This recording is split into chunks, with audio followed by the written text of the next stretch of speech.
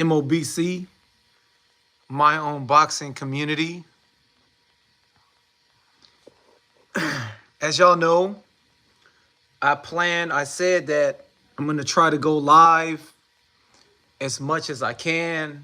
Um, I'm going to go live once a topic interests me, right?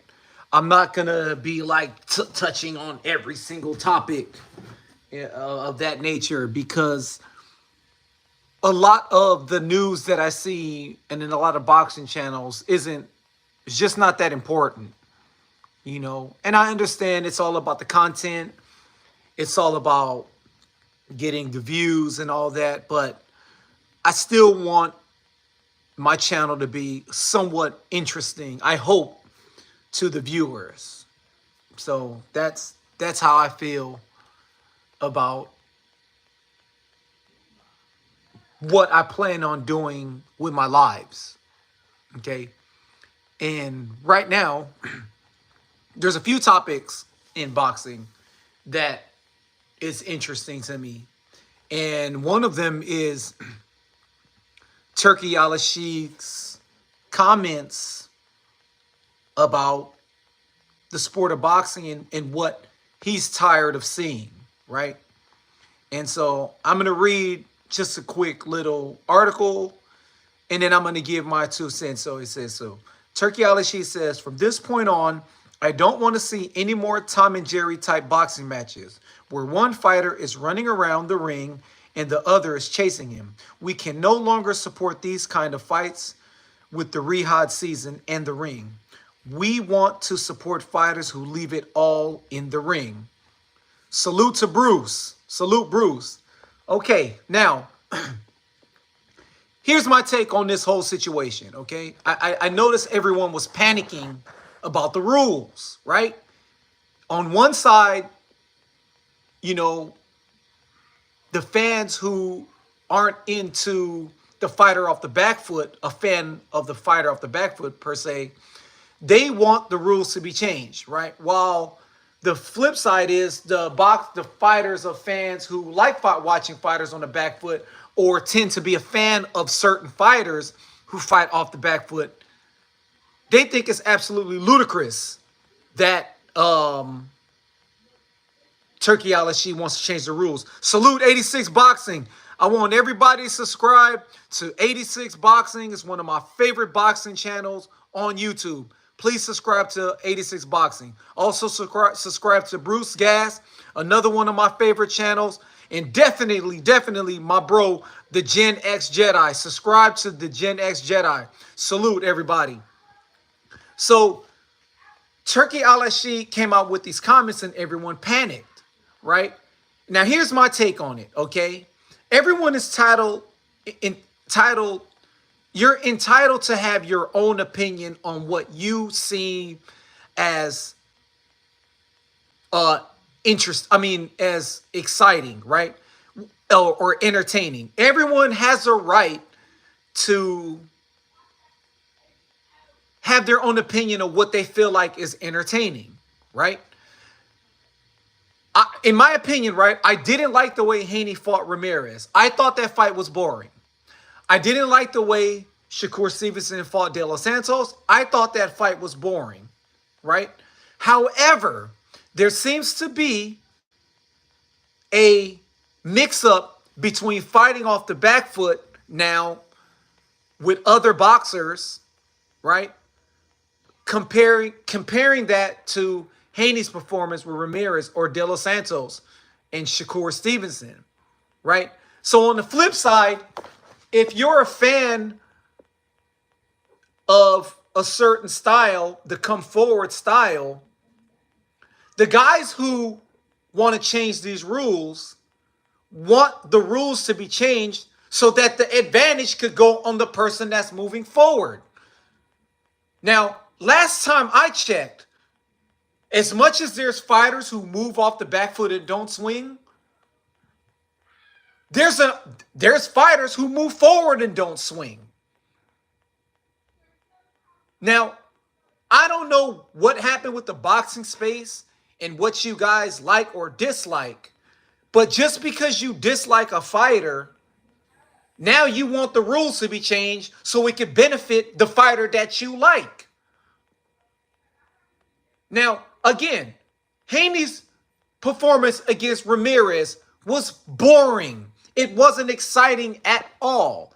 However, it takes two to tango. You have to force the fight. You have to make the other guy fight. Not only that, you also have to have a referee that's not going to intervene when you close the distance, when you close the gap. This isn't the 50s, the 40s, the 60s anymore, the 70s, the early 80s. This isn't those times anymore where the referee is going to allow the inside fighter to fight on the inside. A lot of the times we have referees who break up the fight. Okay? Look at Floyd Mayweather and Maidana. He's in there the first time with Tony Weeks. Tony Weeks let them fight. The whole fight, Floyd is complaining, asking the referee for help. Fast forward to a rematch, he gets Kenny Bayless. What does Kenny Bayless do? He prevents Maidana from fighting on the inside. Every time he gets close, he breaks it up. Now, you can't change the rules in boxing, and I don't care how much money you got. How would you be able to make that rule? What would be the time where you give a guy a warning from running? Because I'm going to get, what about the guy that's moving forward? Hey, buddy, you moving forward, but you're not throwing any punches. I'm giving you a warning. It can't just be one-sided and it can't be a double standard. Because then that would mean it's a double standard. It's just, this is all for the guy who's moving backwards. Because last time I checked, I haven't seen a fight in recent times where it was a Benny Briscoe and Marvin Hagler, when Benny Briscoe was cutting off the ring and Benny Briscoe got Hagler running off the back foot, fighting and fighting and fighting. And not only that, you got one guy moving forward, cutting the ring off, throwing punches, and you got the other guy boxing beautifully, moving back, throwing punches and bunches, which makes a great fight. Hagler wins by unanimous decision. That's not what we're seeing right now. That's not what we saw with Ramirez and Devin Haney. That's why I say it takes two to tango, right? I always go back to Chavez and Pernell Whitaker, where you got a guy fighting off the back foot and you got a guy coming forward. Two guys with beautiful head movement, two guys throwing punches and bunches. Guess what? You got a good fight.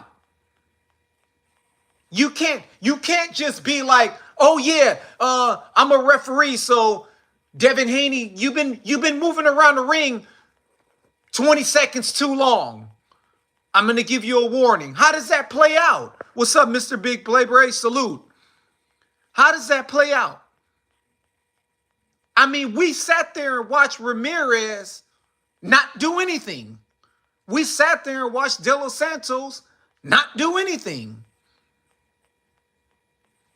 And don't let me get started with the Williams Skull fight, which was, in my opinion, more boring than Haney Ramirez and De Los Santos. Because, I'm sorry, Skull, but you way too big to be running like that. You was in there looking like a full-fledged light heavyweight after rehydrating on fight night. And you was sitting there running and running. Get out of here. So, but what would be, so at least Canelo was trying. At least Canelo was making something happen. Ramirez didn't do anything. You can't just place the blame on Devin Haney. And like I said, I'm not defending. I'm in the middle. I thought the fight was boring. And I'm entitled to that. I also saw fans telling people, oh, it's hit and not get hit. It's hit and not get hit. But you got to throw a punch in order to hit so that you not get hit. You know, if your feet is your first line of defense, then you got to work on your offense a little more if you want fans to accept your style. At least people say, oh, well, Floyd was a runner. Floyd was a runner. Okay, against Baltimore, he was running. I give you that. Against Manny Pacquiao, he was running. Okay. See, certain fights require certain styles. If you're a fighter like Floyd, who was very smart, he's going to fight according to your opponent. He's going to adjust a style according to that opponent.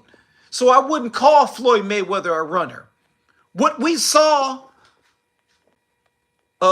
Haney do, even with the Baltimore fight, Floyd didn't run like that. At least Floyd was picking Baltimore off. And Baltimore was trying to throw punches. Again, you won't be able to change this rule. I go back to the Ricky Hatton and Floyd Mayweather. Had there been a different referee in that fight, the fight probably would have went 12 rounds, right? Probably would have went 12 rounds. It probably would have been a closer fight. But when you got a referee in there that's not letting the inside fighter fight his fight, then the other guy's going to have the advantage. So if there is this rule of this no running, how does that work? So there's no running, but you can move forward and not throw punches. That doesn't make any sense. Salute to Rodolfo Rivera. That doesn't make any sense.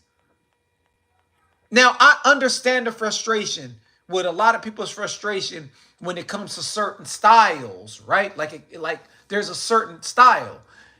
But at the same time, if you go back to, let's say, Terrence Crawford and Madrimov, it was a close fight. It was a close fight. Some could argue it's a close fight, right?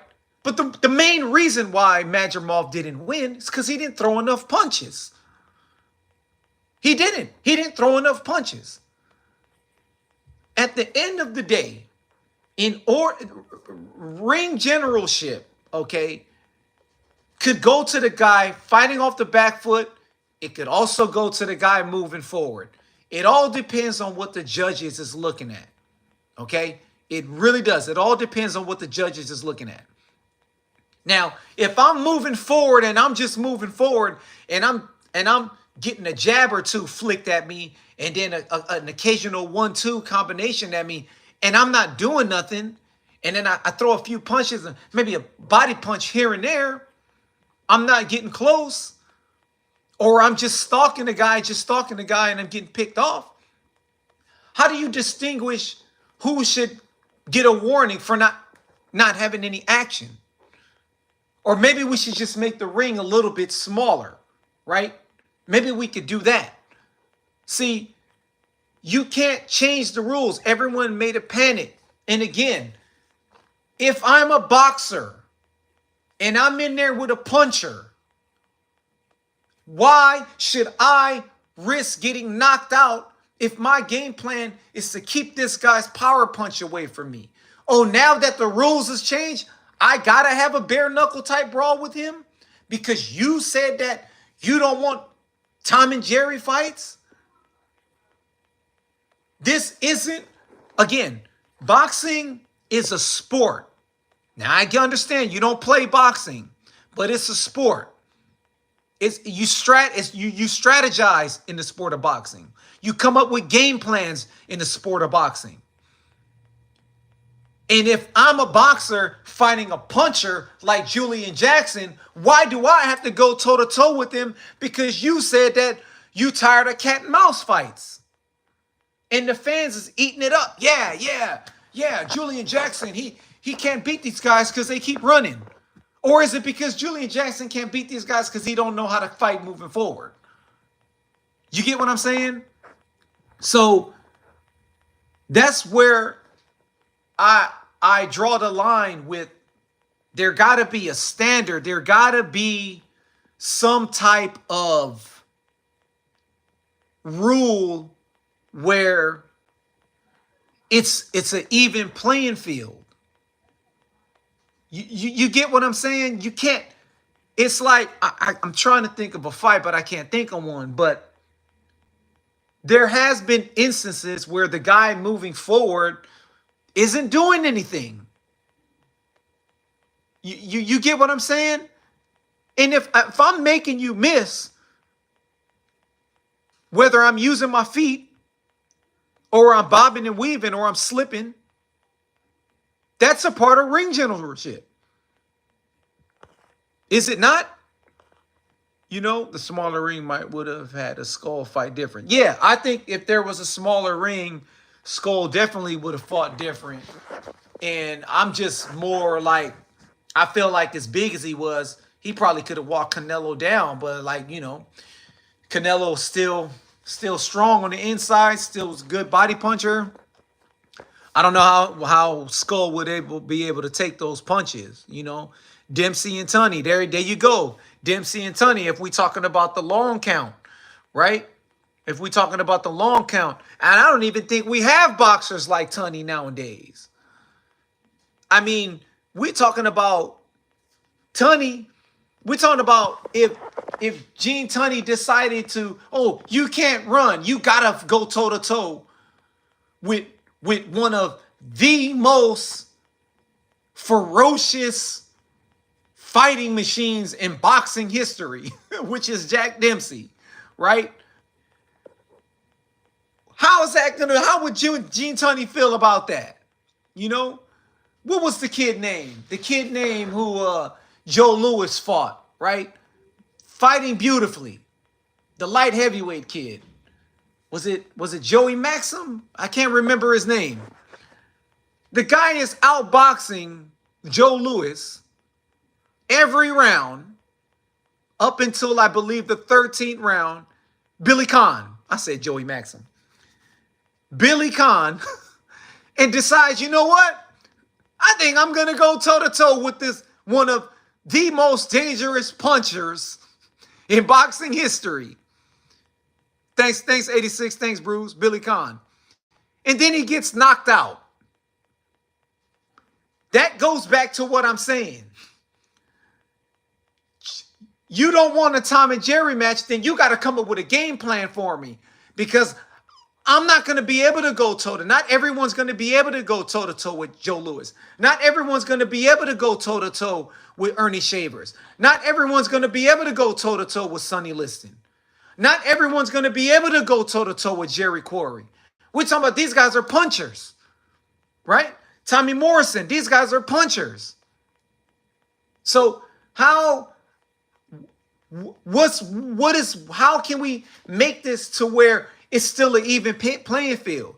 And we come up with a game plan before the fight, and then we come to the fight night, and my whole game plan is to stick and move, and I don't know what that entails. How long can I stick and move? When is it where I'm sticking and moving too much where they take a point away? Salute UGC Flame. You know what I'm saying? So, again, everyone who's complaining, it's turned into, in my opinion, let's take the skills away from the fighter who fights off the back foot to benefit the guy who's moving forward, who isn't that good at fighting forward, moving forward. That's what it's seeming like to me. Because if my feet, my first line of defense is my feet, and now you taking that away from me, then I lose, it's going to be one of those situations where, oh man, it's too bad that they changed the rule. He couldn't fight off the back foot because he probably would have won. I mean, it just don't make no sense, y'all. In my opinion, it just don't make no sense. I think if they try to make it, it's a silly rule. I don't mind them making the ring a little bit smaller, like some of the fights back in the days fought in smaller rings. If they was to change, if they was to ask me, what's the one thing that I wish they could change in today's modern day boxing, I would just say bring back same day weigh-in. Other than that, I don't care about the ring size. I don't care about the type of boxing gloves they use. Keep it 12 rounds. I don't want to bring 15 rounds back because I do really believe that 15 rounds is very dangerous. So I don't want to bring 15 rounds. Bring back same day weigh-in. but we're no on changing the rules. You just can't do that, you know. And if you're a promoter, you can't really like, oh, so that means every card, every fight that you have now, is it going to be everyone just going toe to toe? I mean, do we want Usyk to go straight up toe to toe with Daniel Dubois? No, it might be dangerous, right? He's going to stick and move. He's going to pivot. He's going to, give him angles, move around. Not just going to sit there and do a rock'em sock'em, right? And I see people say, oh, this isn't back in the days. This is going to the guys who was crying thought that the rules were going to change. This isn't back in the days, rock'em sock'em. We had plenty of boxing. It wasn't always rock'em sock'em back in the days. That's why you got to do your homework. Watch your boxing. Like I said, Marvin Hagler fought beautifully off the back foot against Benny Briscoe. All right? Benny Briscoe makes everyone fight off the back foot. He had Carlos Monzon fighting off the back foot.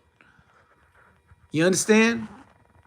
So that's just my take on this whole situation. I just feel like standing toe to toe with Dubois is stupid. That's what I'm saying. We need fewer rounds to promote action. What do you mean we need fewer rounds to promote action? This isn't the amateurs. I mean, boxing is boxing, right? Championship fight, 12 rounds. Up and comers, contenders is 10 rounds, right? When you first starting out, it's 4, 6, and 8 rounds. But I just feel like this whole thing is just turned into just one big silly argument. And again, I'm down the middle. I understand it. I understand Haney was boring. He was boring. And for you Haney fans, you can't tell me that I don't know what I'm looking at, that I'm looking at beautiful boxing. No, that fight was boring. Now, if you think that was beautiful boxing, and if you think that what he did was exciting, was a masterclass, then that's your opinion. I'm entitled to have my opinion, just like I'm entitled to not like a runner, that I only like pressure fighters. I would be entitled to like that style too. You get what I'm saying? But this is a sport of boxing. It's not a street fight. There's rules. All right? We are talking about some of the greatest, best athletes in any sport. And to me, it's boxing. You can't make a fighter whose talent is fighting off the back foot try to take that away from him. Because what are we going to take away from the brawler? Are we going to take away the elbows on the inside? The forearm on the inside? Are we going to take away weapons from the brawler? Are we going to take away the rough housing on the inside? Where do we draw the line at? Rounds don't make or produce scores. Fighters do. Exactly. That's a fact. It's not the rounds. It's the competitiveness in the fighters. Exactly. We could get 2 rounds of action, the same as we could get 12 rounds of action. It all depends on the fighters. And like I said, Haney's fight was boring. That last fight was boring. It really was. If I was to show a casual fan Triple G versus Canelo 1, and I say, okay, we're going to watch Triple G versus Canelo 1. Then we're going to put on Ramirez versus Haney. And then I'm going to ask that fighter, which one you think was the most and more entertaining fight? It's no way the guy is going to say the guy who was running and jittery, right? And doing the pop locking feet breakdancing dance throughout the whole fight. They're going to like the Canelo versus Triple G. That's just the nature of the sport, right? But now if I show them Triple G and Canelo, and then I say, I'm going to show you another fight, and I show Floyd Mayweather and Diego Corrales, they might say that the Floyd one was the better fight because that was a fight of a masterclass performance. Masterclass. You see what I'm saying? What Haney did wasn't masterclass. That was master running. What Ramirez did wasn't pressure fighting. He was chasing, going in circles, chasing and doing nothing. It takes two to tango. Period. Keith Sherman, John Boyer, Earl Spence would have brought action. Exactly. These guys bring action, right? And at the end of the day, the sport of boxing is there to entertain. It's there to entertain. And you could be an entertaining boxer. You could be. Macho Camacho was one of the greatest entertaining boxers to ever step in the ring. Pernell Whitaker was one of the best entertaining boxers to step in the ring. Right? You got fighters who fought off the Michael Nunn was exciting to watch. You see what I'm saying? Just because you fight off the back foot doesn't mean it's not exciting. Muhammad Ali, it's cliche to bring up his name, but you could go to Muhammad Ali anytime. He fought off the back foot, especially when he was younger, and yet it was still exciting. Y'all saw when Henry Cooper put him on his back. He was boxing beautifully before he got put on his back. Came there and stopped him in the following round because of a bad cut. I thought the fight could have kept going. But hey, history is history. That's what I'm saying. Not every boxer is boring. Not every come forward fighter is exciting. And this is a true fact. Not every fighter who moves forward is exciting. There just isn't. Look at this. Look at Valdez and Shakur fight. I mean, he got outclassed by Shakur. And we didn't see anything special with Valdez. What Valdez was doing in there wasn't exciting. It wasn't nothing. But when you watch Chavez and Camacho fought each other, and you got Camacho taking a beating in that fight, fighting off the back foot. That's a come forward fighter that's exciting. You get what I'm saying? Bruh, Spence is full of the farmer fam now. Keith is the most inactive boxer in the sport and important to mediocre podcaster. Salute UGC Flav. Hey, for real, man. Sean Porter got there. He got his old little podcast up there with his clothes he bought from Mervin's. Man, get out of here. Trinidad was nasty forward and backwards. Right. Like Trinidad in his prime at 147. Great. Pressure fighter. Fighting off the back foot too. You get what I'm saying? Boxers today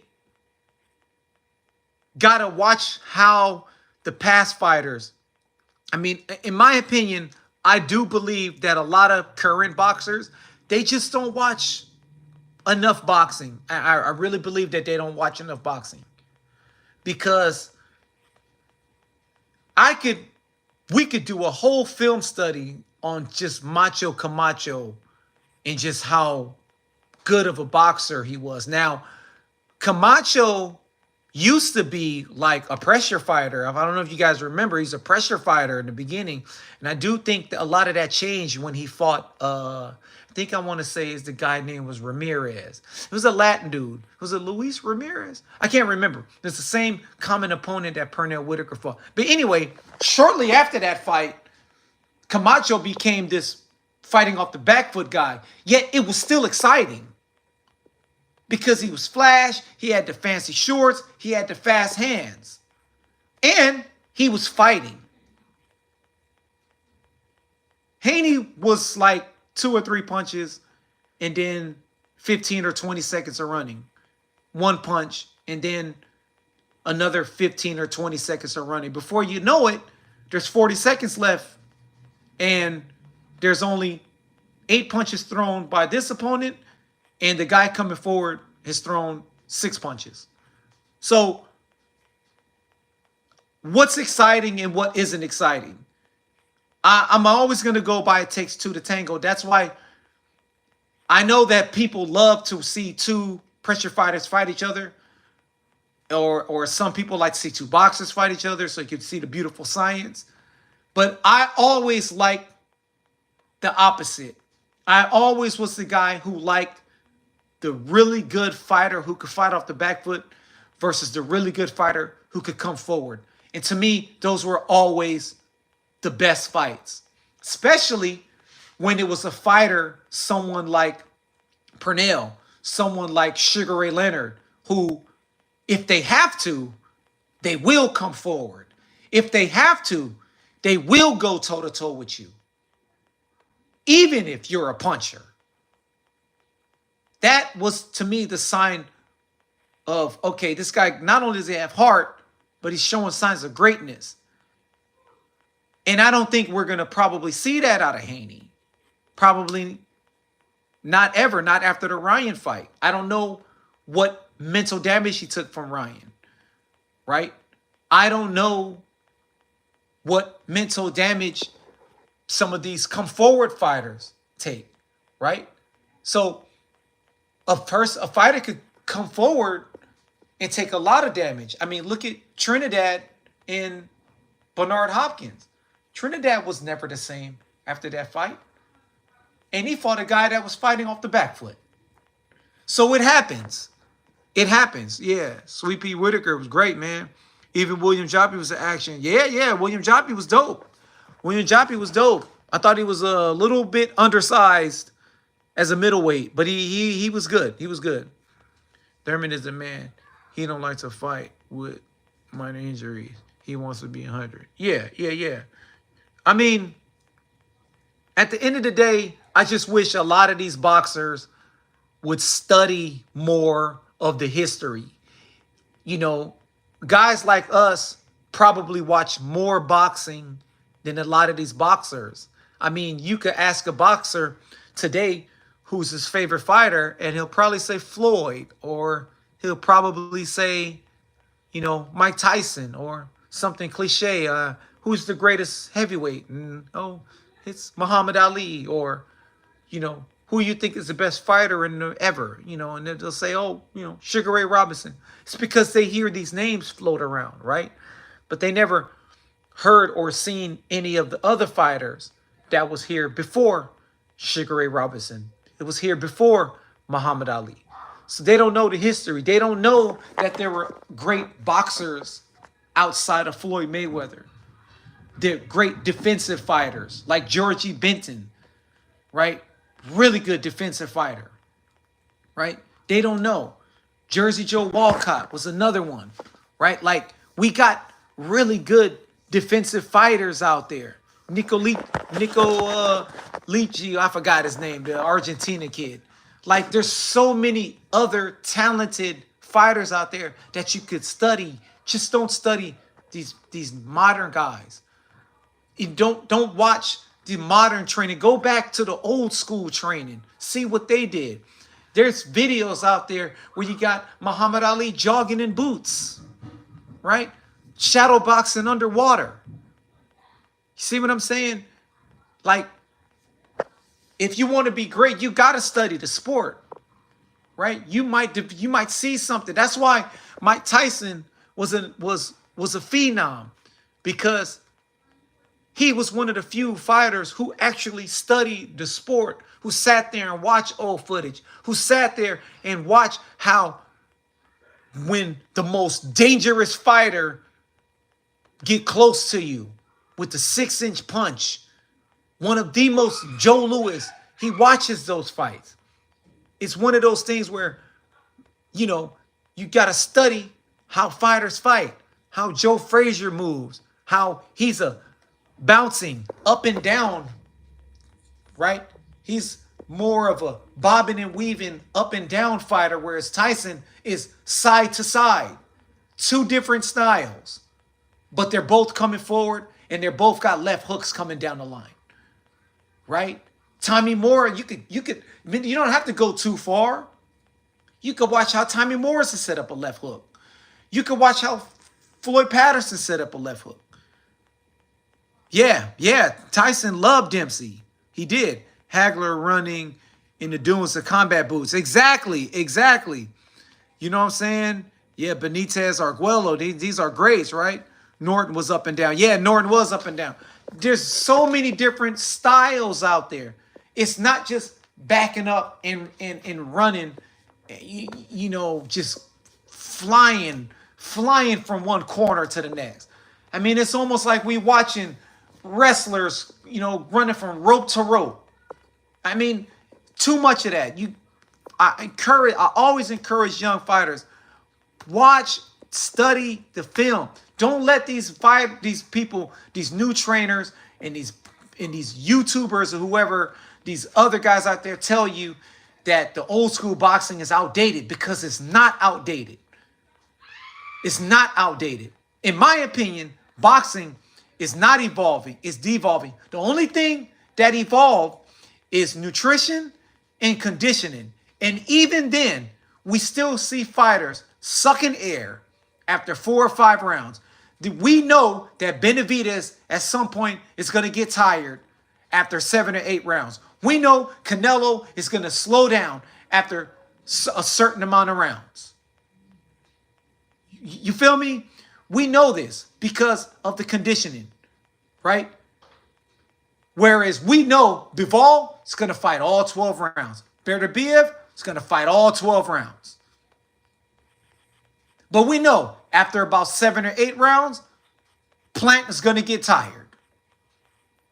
But yet, we're supposed to have modern day training, a modern day nutritionist.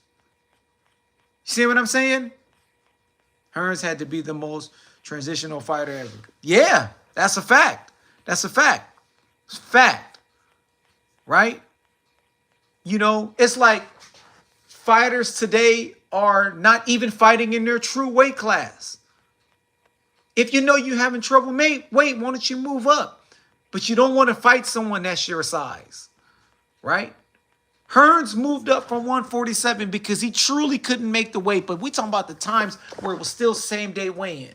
And we talking about somebody who was able to move up and still carry the power. We don't see that today. Now it's like fighters move up and they lose their power. It just doesn't add up, man. I don't know what's going on. To be fair, the old school fighters took a lot of punishment.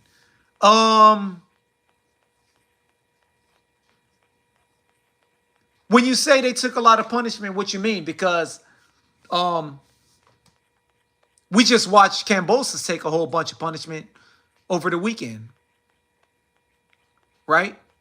Valdez took a lot of punishment versus Shakur. Right?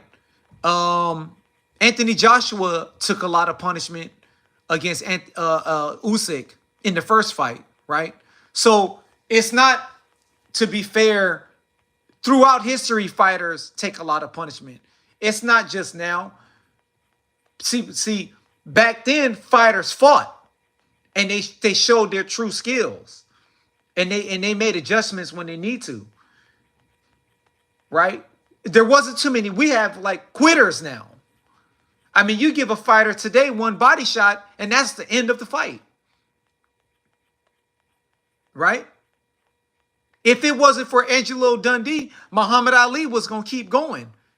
We're talking about possibly top 5 most durable fighters in the history of the sport. Past his prime. Holmes wasn't going to stop him. That fight was going to go to the cards. And Angelo Dundee knew it. So he had to stop it. But in his prime, he wasn't taking a lot of punishment. Willie Pep didn't take a lot of punishment. Gene Tunney wasn't taking a lot of punishment. Right? Sugar Ray Robinson in his prime wasn't taking a lot of punishment. But I can name a whole bunch of fighters today that took a lot of punishment. And they're supposed to be quote unquote greats. Terry Norris' birthday today. Yeah, salute Terry Norris. Salute Terry Norris. One of the fastest fighters I've ever seen at 154 pounds. I think he's probably one of the fastest fighters. He would have gave a lot of fighters today, he would have probably ran through this whole 154 division today. I'm going to go on ahead and say that. I'm going to go on ahead and say that. Fighting back then was a lifestyle.